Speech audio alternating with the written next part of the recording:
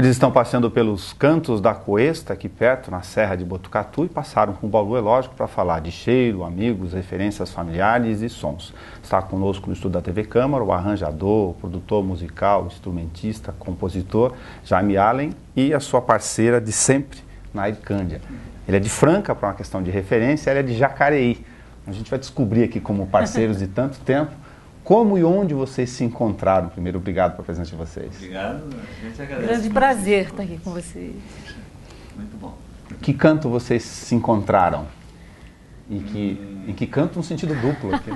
Vários cantos. A gente se conheceu no colégio em Jacareí. É, Colégio Silva Prado.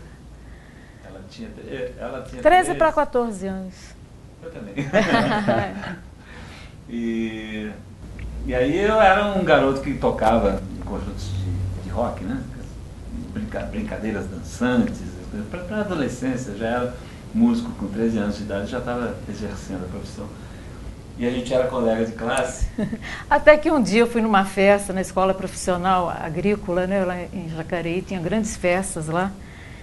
E tinha um conjunto, uns cabeludos lá, tocando Beatles. Aí eu olhei e falei, esse menino é da minha sala, ele estuda comigo, eu não sabia que ele era músico. Aí eu já fiquei mais interessada, né? Entendi. Doida para cantar.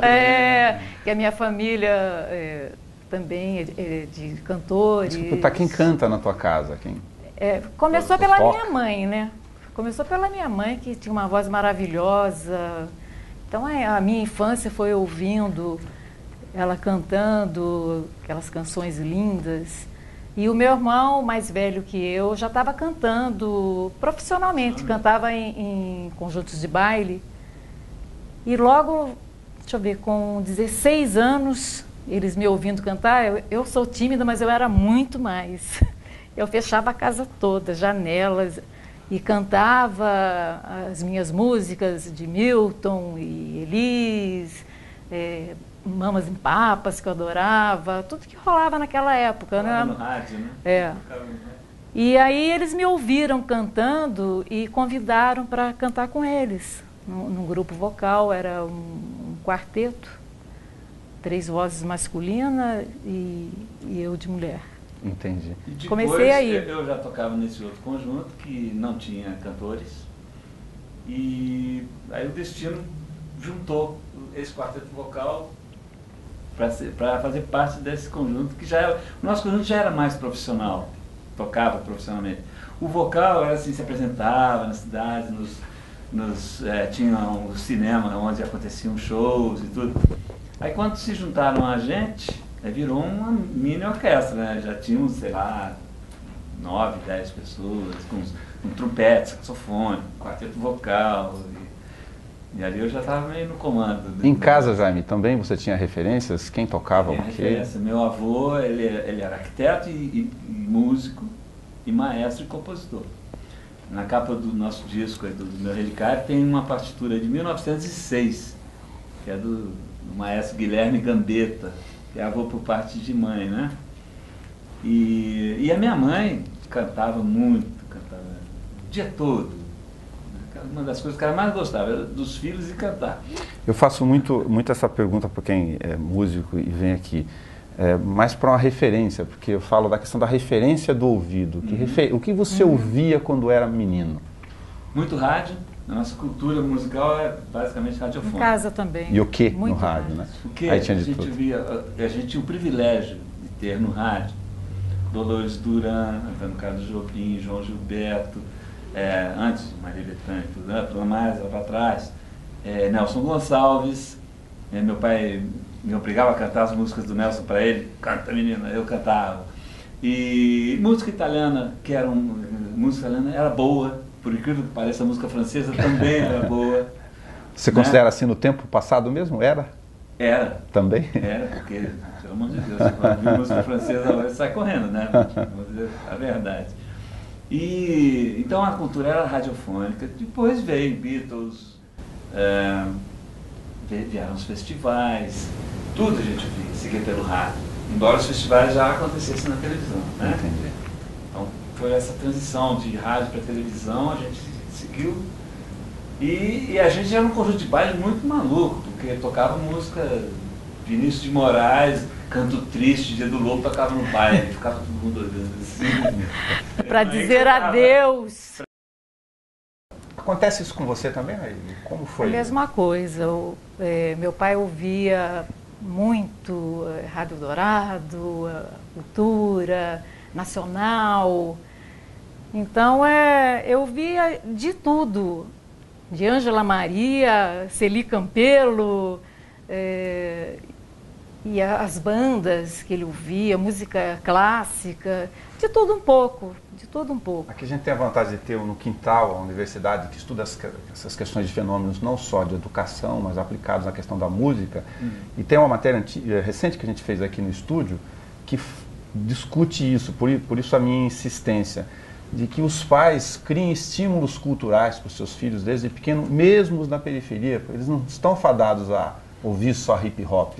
Se você colocar no ouvido deles boas referências, pode acontecer o que aconteceu com vocês. Sim, com certeza. A gente, por exemplo, a gente foi fazer um show no Morro Chapéu Mangueira, no Rio de Janeiro, né? Basicamente rola hip hop, funk, aquelas coisas. E nós fomos com medo, né? Com receio de chegar lá e sermos mal recebidos. Foi uma maravilha, né? Foi então, surpreendente. é uma questão de acesso, né? A música, a educação, a cultura, alcançar as pessoas, né? Da periferia também. Eu acho que você forma, né? A pessoa com a música. Eu acho que faz muita falta música nas escolas, ajudar no pensamento, né? No raciocínio, é uma coisa comprovada e tal. Então, são referências que os políticos, as pessoas que comandam, né, que decidem, têm que pensar nisso, né? Tem que tomar as decisões corretas com relação a isso. O Jaime e Nair de 74 é a primeira produção formatada de vocês, depois de tanto tempo trocando arranjos? A gente cantando em bailes, né? Nós fomos para o Rio de Janeiro, começamos a trabalhar em estúdio, mas gravando de tudo, acompanhando artistas e fazendo covers. Muito, muito variado o trabalho, né, Jaime? E aí a gente conheceu o Durval Ferreira. Compositor da Bossa Nova, super compositor. Né? Claro. E o Jaime, eu acho que mostrou, né, algumas músicas para ele. E a gente... Apareceu essa ideia de gravar, Jaime e Nair. Acho que nós gravamos mais de um ano, né? Assim, aos poucos, foi gravado bem devagar. É um disco que... É um disco muito bonito. O Jaime fez os arranjos para orquestra. Muito interessante disso. Eu falei dos nossos cantos aqui, da nossa aldeia. A sensação que vocês têm para passar para quem está em casa, quando vocês vêm para Botucatu, Bauru, dessas produções, a gente estava falando com o Osni, que é secretário municipal de cultura de Botucatu, em um festival que ele está lapidando, consolidando e vem gente de todas as cidades dos cantos aqui, aproveitando o pleonasmo do nome do festival, enfim, o Festival da Canção, o Botucanto. Essa sensação ocorre por outros lugares que vocês andam? Tem música boa que não estão sintonizadas no período em que vocês foram privilegiados? Na verdade, você falou de festival. Acho que o festival é um grande espaço hoje para a renovação, né? Pelo Brasil tem muitos festivais. O Botucatu é um festival importantíssimo. Há uma certa dificuldade de renovação da música devido aos meios, né? Como diz no Rio, está dominado, né? É muito difícil. Então, o interior do Brasil, por incrível que pareça, as pessoas podem pensar que as coisas não chegam lá, é o contrário.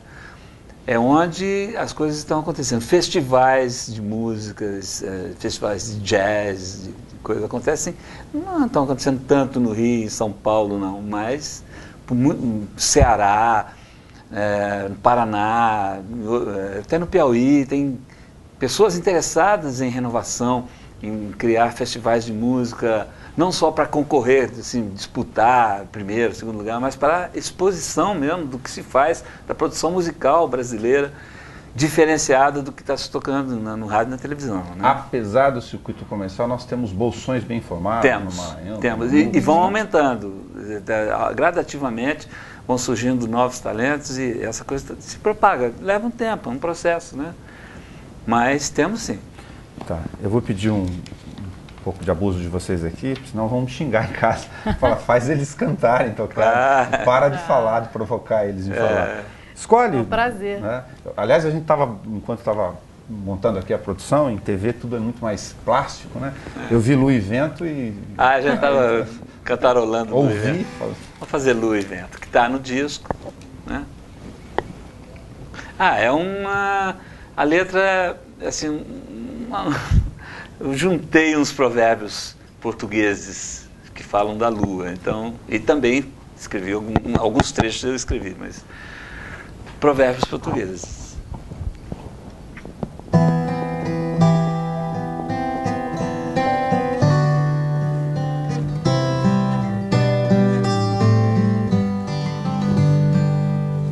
Lua tardinha com seu anel, da chuva à noite ou vento a granel. Lua com halo de grande aparato, é mole certa dentro do quarto. Lua nova trovejada, 30 dias é molhada. Lua deitada, marinheiro em pé. Lua inchada, prenha a maré.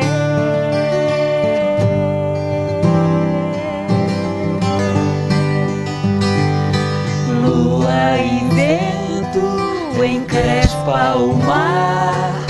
Lua bonita, vem me banhar. Lua molhada desce do céu, lambe a aba do meu chapéu.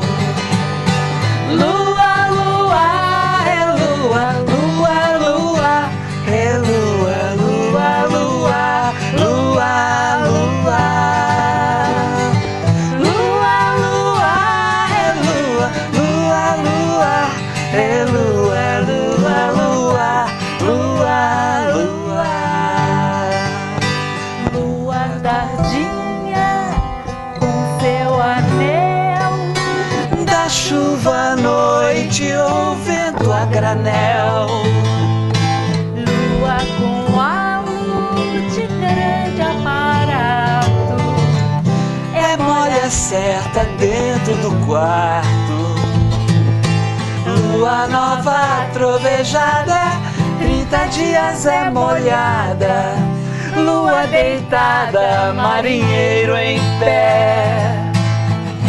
Lua inchada, prenha a maré.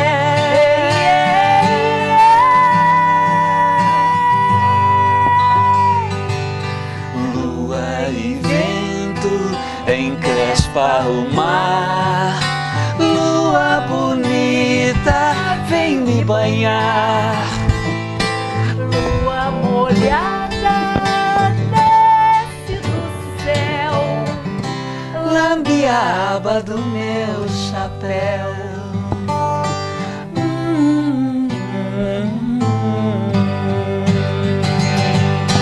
Lua, lua, é lua, lua, lua, é lua, lua, lua, lua, lua. Lua, lua, lua, lua,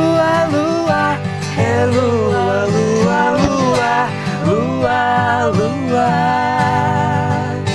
Lua, lua, é lua, lua, lua, é lua, lua, lua, lua, lua.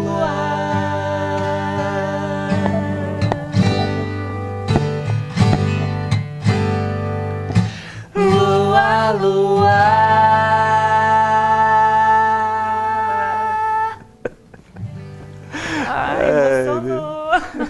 Fiquei emocionado. Quase que nunca deu. Sem nenhum trocadilho, fazendo ele, uma relíquia a música. Uma relíquia, bonitinho. Muito gostosa, muito boa. Meu relicário por quê, aproveitando o batismo? Porque a gente pensou, gravar o quê? Né? Eu tenho muitas músicas, muita composição guardada. Eu falei, vamos pegar assim aquilo que conte a minha história como compositor, como autor, como maestro, e aí não dá para ter uma linha, um estilo. Né? Então, acho que a definição como meu relicário é simplesmente isso, uma caixinha, um lugar onde eu coloco o que eu quero colocar sem preocupação se tem coerência, se não tem coerência, se é um estilo de música muito diferente uma da outra. Então, são minhas coisinhas, né? Da qual nós aqui fazemos parte, eu, Nair, a minha história como maestro também, com a Bethânia. Então, tem 2 músicas orquestradas, tem alguns instrumentais, são 7 cantadas e 6 instrumentais, né? Alguns instrumentais já vinham sendo tocados em show, 2 deles vieram do 10 Cordas do Brasil, que foi o CD de viola caipira que eu fiz, só que no show eu já tinha ganhado uma roupagem muito diferente, com violoncelo, com contrabaixo acústico, com arco, acordeon, isso tudo foi... Essas músicas foram sendo transformadas nos shows. Essa curiosidade, isso é muito habitual, né? Acontecer, você ir para o estúdio fazer um apronto e depois, quando vai, à medida que vai tocando no palco e acrescentando elementos? Vai acrescentando elementos.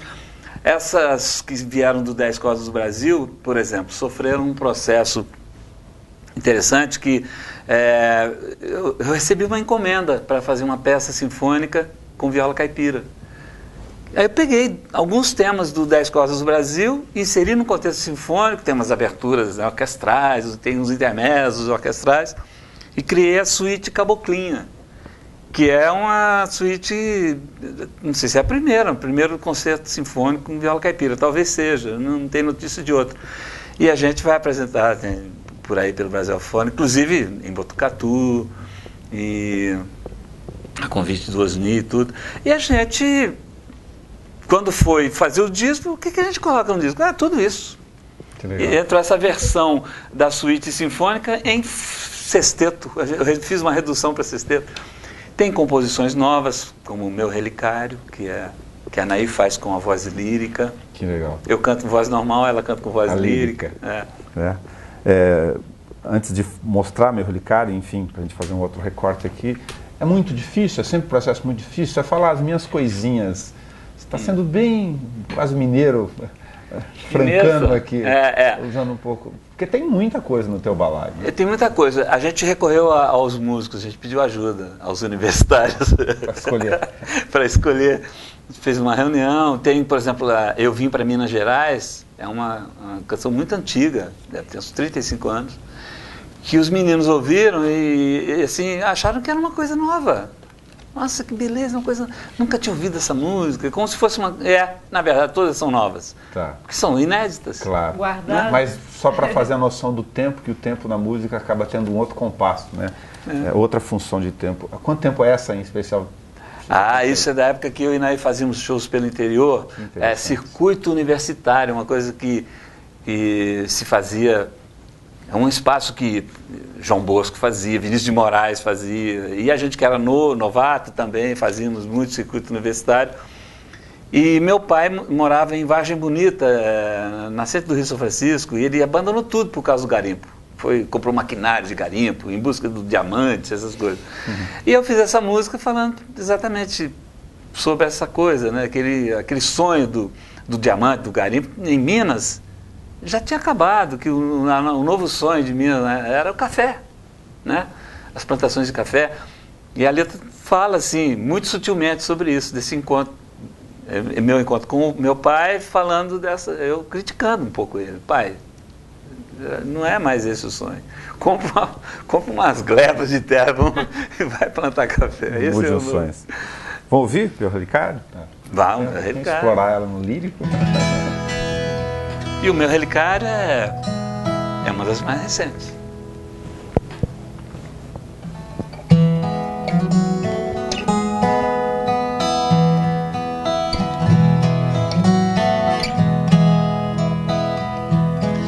Vento contra a corrente, lançando vela ao mar, antes que o sol levante, vou me deixar levar por meu amor errante navegar. Pontos de luz no céu dirigem meu olhar. Volto pra casa e recomeça toda a viagem. Trago as lembranças neste relicário, são tesouros teus.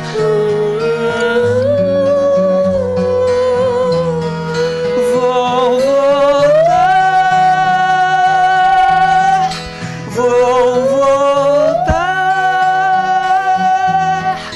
pra você.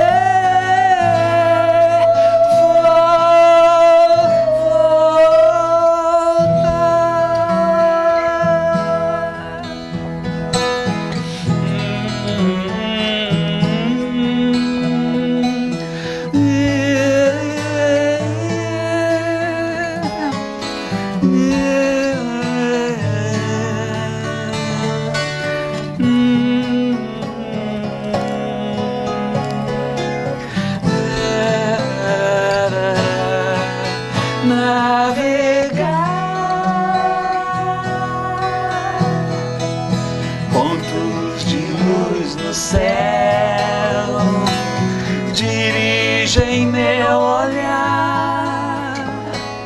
Volto pra casa e recomeça toda a viagem. Trago as lembranças neste relicário, são tesouros teus.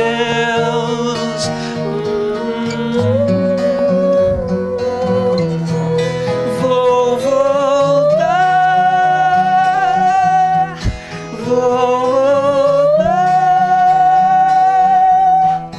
pra você.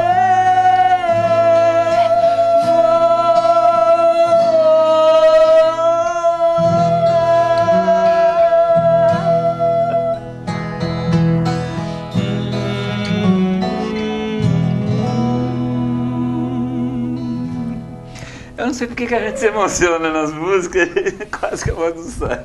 O que será que acontece A gente isso? já está cantando ela há tanto tempo, né?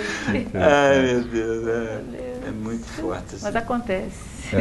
É que bom que acontece. É. Que bom.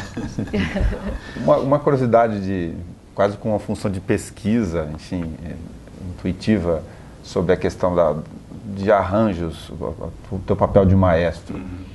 Que peso tem a verve, enfim, o estilo, usar como referência, lógico, a Maria Bethânia, por você ter feito tantos trabalhos, que peso tem o que você sente do autor na hora de você fazer essas releituras ou fazer os arranjos especificamente para alguém? Em relação ao teu estilo pessoal, enfim, o teu toque. Na verdade, assim, há uma coisa que as pessoas falam muito, que é a abordagem delicada da música, né? Essa delicadeza nos arranjos, né?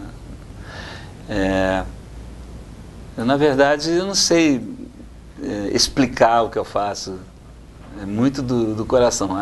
Tecnicamente falando, claro, música é matemática, tem toda essa coisa das divisões, tá? Mas a música é muito escolha, é uma escolha que você faz, tal instrumento. Então, as escolhas que eu fiz foram sempre em função da beleza, uma coisa mais apolínea, assim, muito bem escritas, assim, bem ajeitadas e tal. Então, acho que a música, para mim, tem a beleza, tem a emoção, né? Que eu conheço muitos colegas músicos se esmeram pela técnica, pela elaboração, né, intrincada e tudo. Não que eu não goste, eu gosto sim de músicas mais alteradas, né, essas coisas, mas acho que a minha opção é muito em função da de entender o texto da música, a letra, se fala de amor, se fala de uma coisa seca, agreste, eu tenho que explorar isso, né? Nessas horas você deixa a delicadeza de lado, vai ser mais agressivo, né? Então acho que é obedecer, além da letra, da melodia, um sentimento, uma sensibilidade para entender a música, que eu penso muito nisso. Pois vocês tocarem, cantarem, enfim, se olharem do ponto de vista dos sons durante tanto tempo, quando acontece um privilégio desse de ver vocês, enfim, apresentando música, um programa de TV, no estúdio, uma questão tão fria aqui de falar da matemática, a música talvez a matemática é exatamente mais sensível que tenha, porque 2 de 2 não são 4. E vocês se sentem assim? A gente tem uma coisa, acho que meio inocente, assim, a gente se fica nervoso, a gente se emociona. O disco, a maioria das críticas fala positivamente sobre isso, que é um disco bem emotivo e tudo. Eu acho que, claro que o estúdio é uma coisa tecnicamente fria, né? Claro. Mas eu acho que... Saber também que a gente está cantando, falando da nossa música para Bauru, para o público novo, assim. Isso daí é o que a gente mais quer. Mexe, né? Com a gente. Levar a música da gente para as pessoas, é isso que nós estamos fazendo aqui, emociona mesmo, emociona. Não tem jeito. Entendi. Legal. Vou fazer um ping-pong aqui com algumas questões só para reforçar algumas marcações de discografia, não com interesse matemático. Tá. Amanheceremos, 1979, é o quê? Bom, nós tínhamos feito Jaime em 74, um disco bonito e tudo, com canções, com orquestra e tal. Aí fomos em 79. No final dessas temporadas que a gente fazia pelas universidades, já havia uma campanha muito forte pela anistia no Brasil, né? Lembrando que era um regime duro, regime militar duríssimo, e a gente se engajou na campanha pela anistia. Já no final das temporadas de shows, eu comecei a pensar no disco. Acho que esse disco vai ter que ser uma coisa engajada, como são os shows. E havia um movimento de música independente, que saiu Boca Livre, Antônio Adolfo. Um movimento de música independente veio bem a calhar, né? Porque assim, você podia expressar o que quisesse. A censura já estava afrouxando, né? Houve uma época que você não podia fazer nada, compor música nenhuma, porque tudo era censurado. Você não podia colocar a palavra, até num contexto totalmente diferente, nada panfletário, se usar a palavra livre, né? Trânsito livre, não pode, está querendo dizer que é não sei o quê, tá, enfim, não podia. Então, em 79 já havia uma certa liberação por parte da censura e a gente então fez o Amanheceremos. O Gonzaguinha cantou com a gente essa canção, Amanheceremos, que falava de liberdade, tudo que a gente queria, né, que a gente buscava na época. Com tanto espaço para a liberdade, você comparando a questão do tempo, a música engajada está fora dos catálogos, mesmo nesses universos independentes que a gente está conversando aqui, não tem espaço para isso? Ou hoje é uma questão... em dia a gente não vê muito mais, né, essa necessidade de combater alguma coisa através da música. Eu não tenho sentido muito isso, não. Na verdade, a música no Brasil, durante décadas, foi fortemente vinculada à política, né? Os festivais, tudo, né? No disco Amanheceremos, tem a canção que foi feita em homenagem a Flávia Schilling. Estava presa no Uruguai, teve uma campanha pela libertação dela. Sim. Também.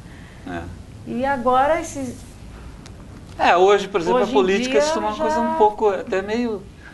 chato, né? Motivação. Não existe, na verdade, uma questão hoje temos uma democracia, né? Então, o foco da música hoje é outro. Naquela época era esse, né? E não somos saudosistas dessa época, não. Tá bom assim, né? A gente conseguiu essa coisa das liberdades democráticas, o que não tínhamos na época. Então, não só nós, como muitos artistas buscavam, se expressavam, né, angustiados por tudo que acontecia no país. Então, hoje acho que não tem motivação para isso. Talvez o pessoal do hip hop, das periferias, que se expressam, né, devido à sua realidade sufocante, não atendimento em questões básicas como educação, né, algumas coisas que elas vêm expressar, não digo nenhuma revolta, mas vêm se manifestar. Elas se manifestam. E acho que a música hoje em dia não está casando muito com política, não. Acho que hoje é a beleza mesmo da música que faz a diferença. Eu vou me autocensurar e ficar calado, senão fico perguntando muito. Não, pedir para vocês cantarem, enfim, sua presença querida, e na sequência a gente faz só o recorte para você abusar você um pouquinho do instrumental. Uma troca de instrumento aqui para a gente encerrar. Eu vou tentar agora não embargar a voz, tá? Não tem problema.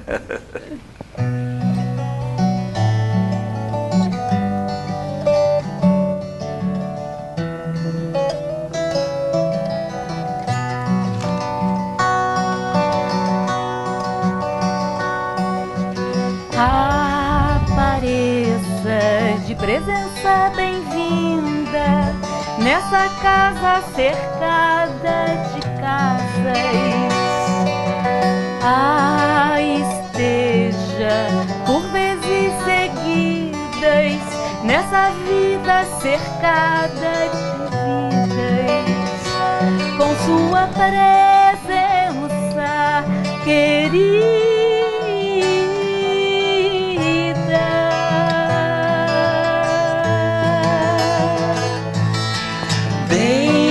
Debaixo desse toco seco, nele me escondo, caramujo. Não durma, chamarei o dia para que seja sua companhia, sua companhia querida.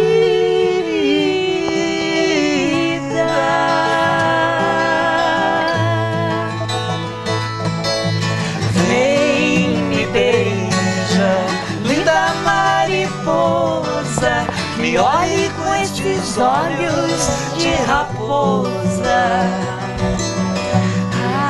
Não diga que já vai embora, pelo menos que não seja agora. Não seja agora a hora.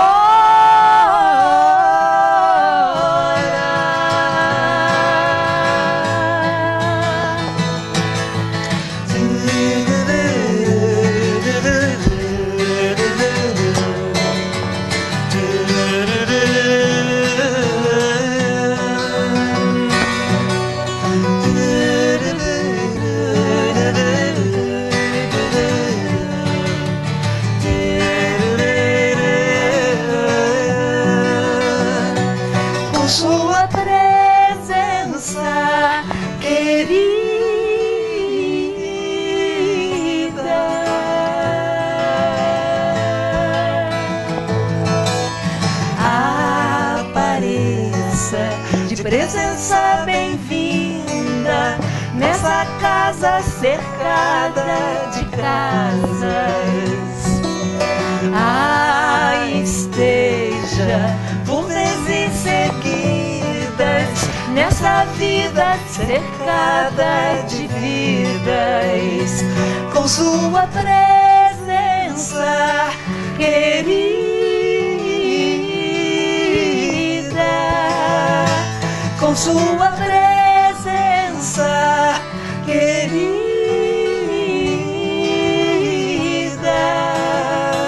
com sua presença querida.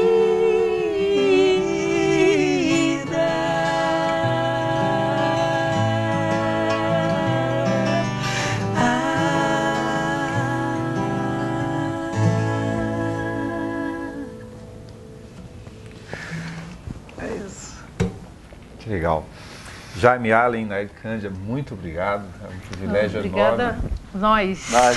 Bater papo com a gente. Obrigado pelo convite, por esse papo tão, né, Foi tão legal que a gente se emocionou até demais. Legal, mas clima gostoso. bastante compreensível. O que embarga? Eu fazer um outro recorte, o jornalista vive recortando o tempo inteiro, né? Parece que tem um pergaminho na mão, aquelas tesourinhas pequenas no tempo de escola, de colégio, só para a gente abusar de você na viola. Aliás, enquanto faz o recorte, a viola é um instrumento que acabou incorporando você naturalmente? Eu era um garoto que amava os Beatles e os Rolling Stones e que ouvia viola o dia inteiro na minha cidade, em Jacareí. A gente ouvia muita gente que tocava viola caipira lá. Que legal. Ouvia, por incrível que pareça, muito Tonico Tinoco, Milionário Zé Rico, e era assim, mas a gente ficava dividido, né? Porque a gente tocava guitarra e tal. E quando eu comecei a compor, a viola já começou a aparecer no meu trabalho. No primeiro disco de Jaime Naí já tem umas coisas de viola. E ultimamente, nos shows de Bethânia, a gente sempre tinha 1 ou 2 números com viola caipira. A Bethânia gosta demais, né? Então, ela foi voltando aos pouquinhos, assim. Tá, eu vou deixar no rodapé, enquanto a gente termina, a questão de algum indicativo para as pessoas pesquisarem, senão também vão me matar de onde encontram o meu relicário, para poder levar para casa. A gente põe a capa do disco no ar, enfim, para ter informação no rodapé, para não atrapalhar aqui o nosso papo. Vamos trocar lá? Estação da Luz. Estação da Luz, homenagem a São Paulo, a cidade de São Paulo. Eu compus ela quando fui fazer um show lá, um show instrumental. Vamos homenagear São Paulo. Eu fiz esse tema na Estação da Luz, que ele tem um pouco da música caipira e depois eu dou uma virada, assim, levo para uma melodia mais, assim, citando Vila Lobos, citando Antônio Carlos Jobim. Vamos lá.